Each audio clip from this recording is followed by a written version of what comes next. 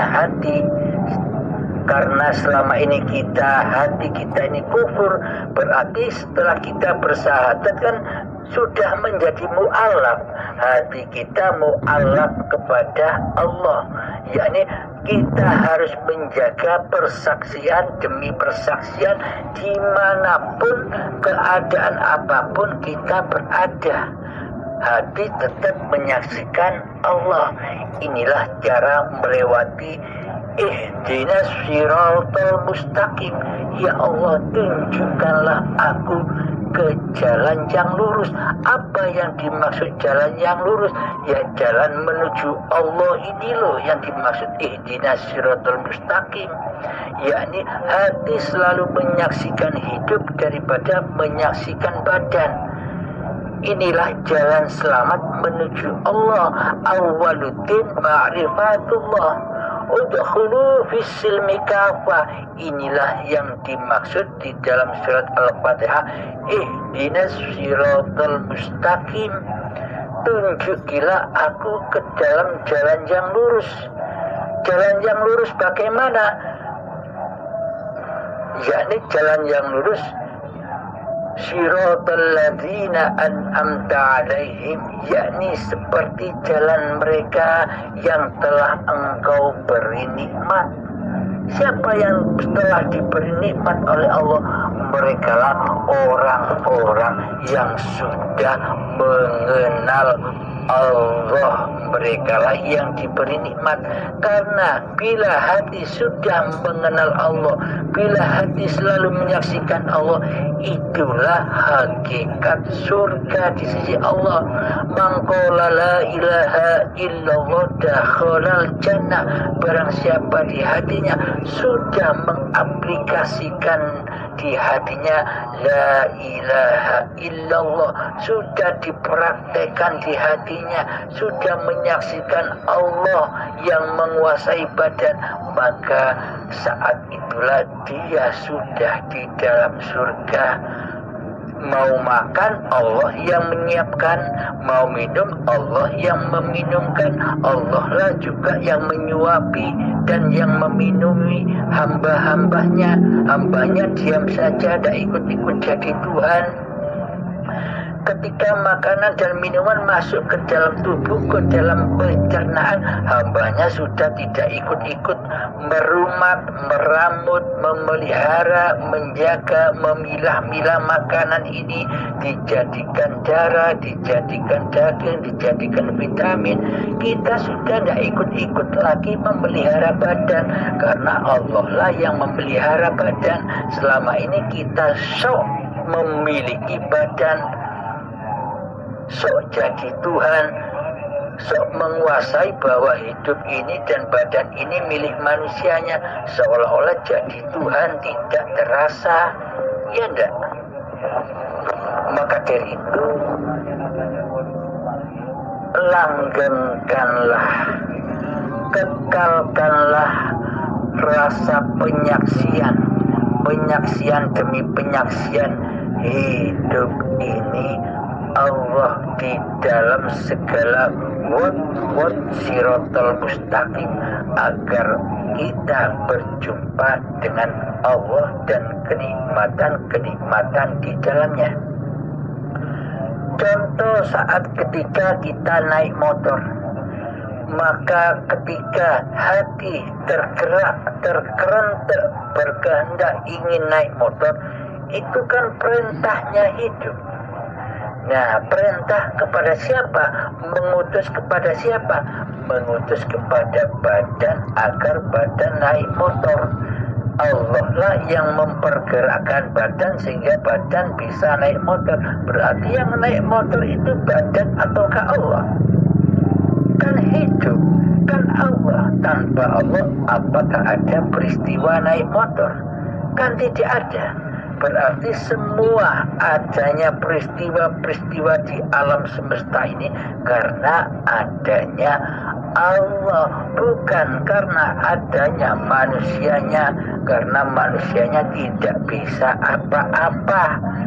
Allah lah yang bisa apa-apa. Orang yang bisa membangun bangunan-bangunan hotel berbintang, bukan karena adanya Allah di dalam tukang-tukang itu. Bila tukangnya ada tapi Allahnya tidak ada, tidak menghidupi tukang-tukangnya, apakah bangunan-bangunan itu jadi? Ketika Anda memasak nasi, jika tidak Allah, bukan Allah yang menggerakkan badan-badan kita untuk memasak nasi, apakah bisa nasi itu bisa masak? Kan semuanya karena Allah, karena hiduplah yang mengadakan, karena hiduplah yang mewujudkan segala alam semesta ini, baik di dalam diri maupun di luar diri, baik jagat yang kecil ataupun jagat yang akbar, semua dikuasai oleh Hayatullah. Alhamdulillahirrabbilalamin, sudah paham tentang syahadat. Alhamdulillah, inilah syahadat yang seperti inilah yang selama ini diabaikan oleh mayoritas manusia, karena manusia lebih suka bersahadat kepada hidupnya sendiri.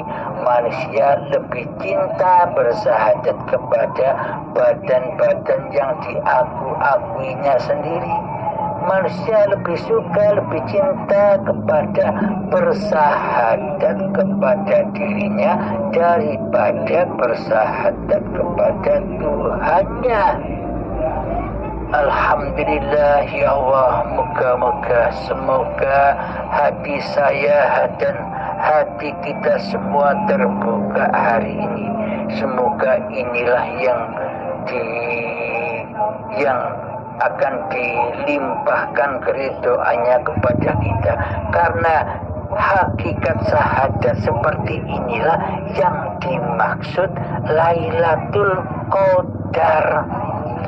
Malamnya hati, gelapnya hati dari kewujudan diri manusianya, dari kehidupan diri manusianya. Syahadat inilah, syahadat yang seperti inilah yang dimaksud Lailatul Qadar, yang dimaksud bulan suci Ramadan. Ketika kita sudah mengaplikasikan di dalam kehidupan ini, maka akan teraih kemenangan Idul Fitri, hari yang fitrah, kemenangan hati dari yang selain Allah. Apakah kita lanjutkan kepada rukun syarat-syarat masuk Islamnya hati sampai yang kedua, ketiga, keempat, dan yang kelima? Alhamdulillah, saya kira sampai syahadat saja. Nanti di lain waktu kita lanjutkan lagi syahadat, apa yang dimaksud sholat, apa yang dimaksud zakat, apa yang dimaksud puasa dan haji secara hakikatnya, secara sesungguhnya di sisi Allah.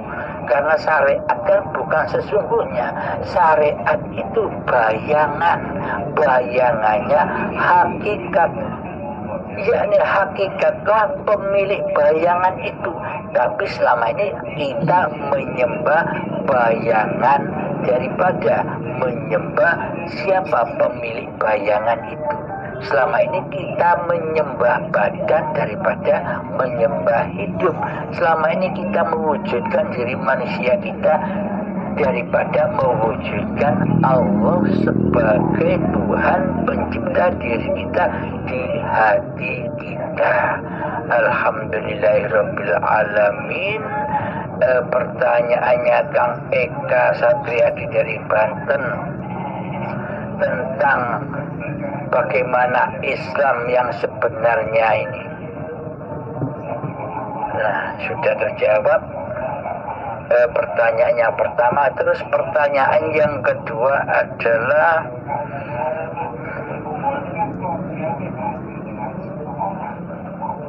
antara apa bedanya zat, sifat, asma dan af'al. Zatnya Allah, sifatnya Allah, asmanya Allah dan af'alullah. Apa bedanya? Zatullah, sifatullah, asma'ullah, af'alullah. Zatullah, sifatullah, asma'ullah, af'alullah. Keempat-empatnya ini ahad, tidak bisa dipisah, tidak bisa berdiri sendiri. Coba Anda ilustrasikan, coba Anda tafakuri.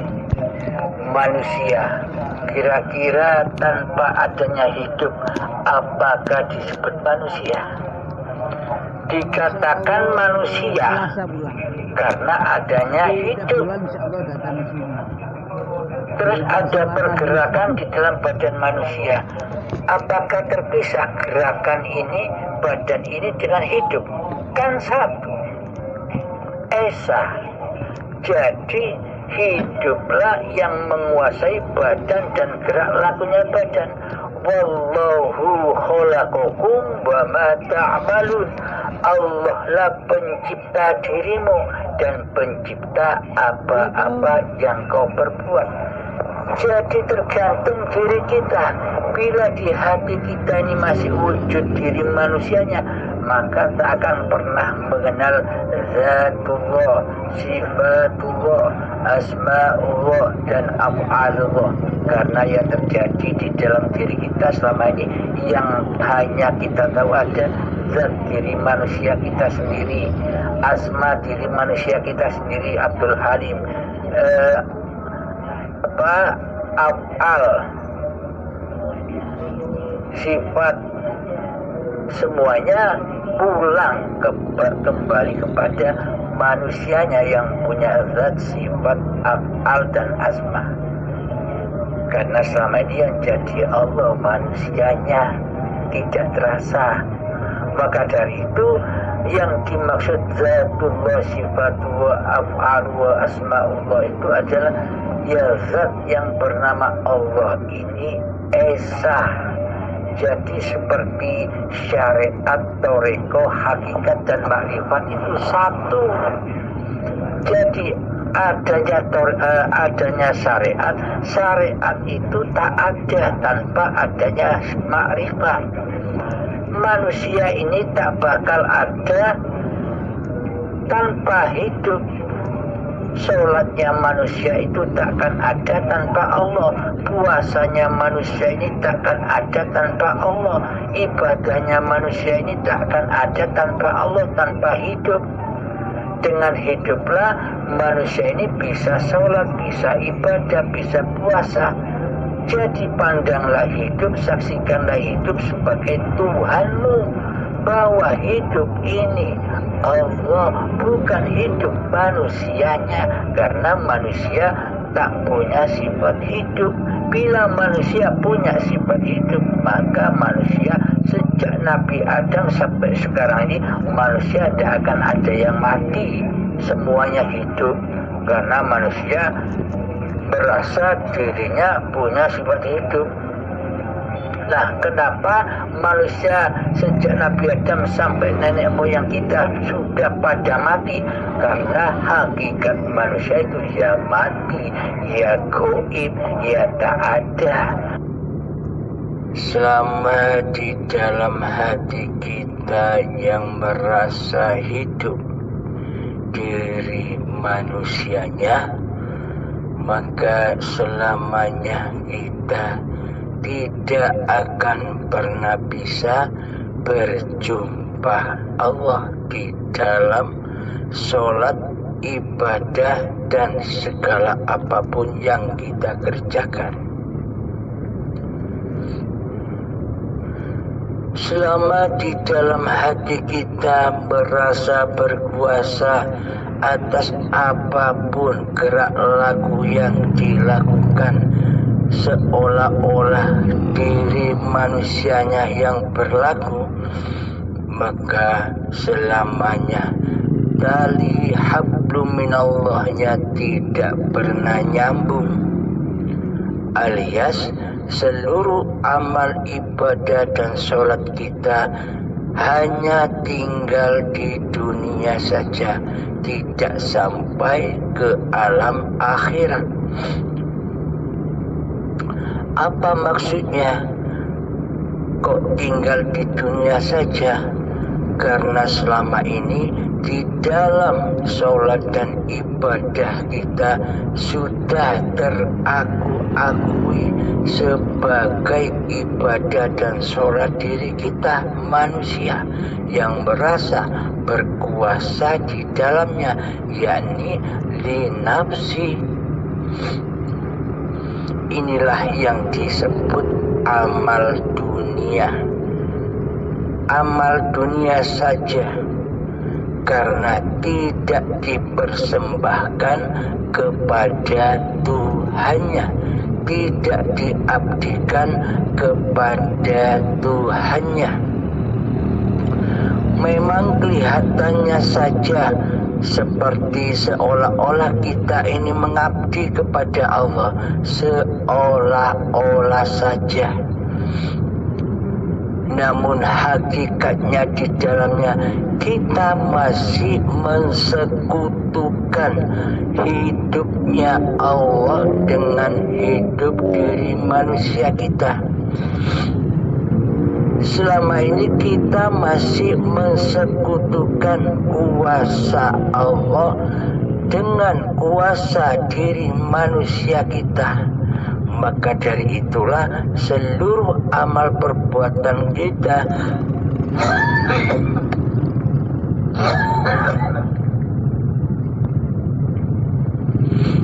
hanya menyembah yang fana, yakni kembalinya kepada nama diri manusia kita yang mampu untuk melaksanakan ibadah dan sholat selama ini.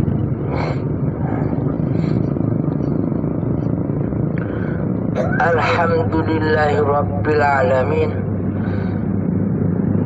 Marilah kita sadari, marilah kita sucikan diri ini, sucikan hati ini, baru kita bisa mempersembahkan kembali seluruh apa-apa yang seolah-olah kita yang mengerjakan. Kita akan bisa mempersembahkan lagi dan mengabdikan lagi kepada siapakah hidup ini. Selagi hidup ini belum suci, yakni selama hidup ini masih kita akui sebagai hidup diri manusia kita, itu tandanya hidupnya masih najis, masih kotor. Karena Allah hanya suka yang suci-suci saja, karena Allah Maha Suci. Maka yang diterima adalah amal yang suci, bersih dari sekutu-sekutu hambanya.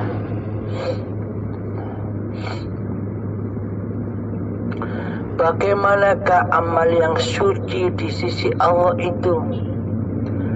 Amal yang suci di sisi Allah itu adalah sucinya hidup ini dari pengakuan hidup manusianya.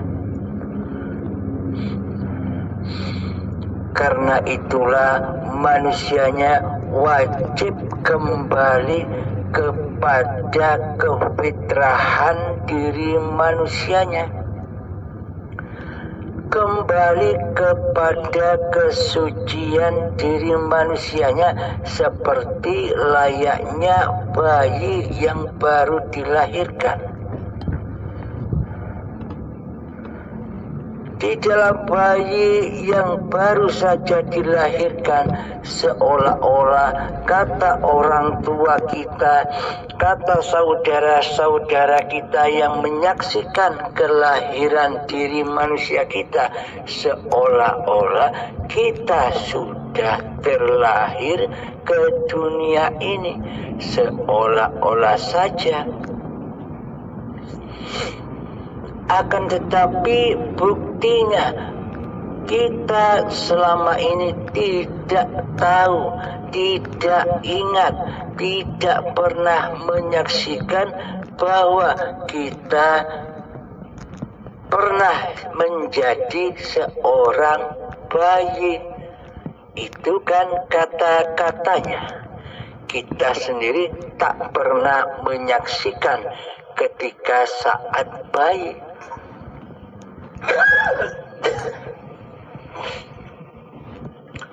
Karena memang saat bayi terlahir kita belum ada, kita belum wujud, kita belum hidup. Karena memang manusia tak pernah punya sifat hidup kecuali hayatullah. Jadi kapankah sebenarnya manusia kita ini didatangkan oleh Allah sebagai tamu?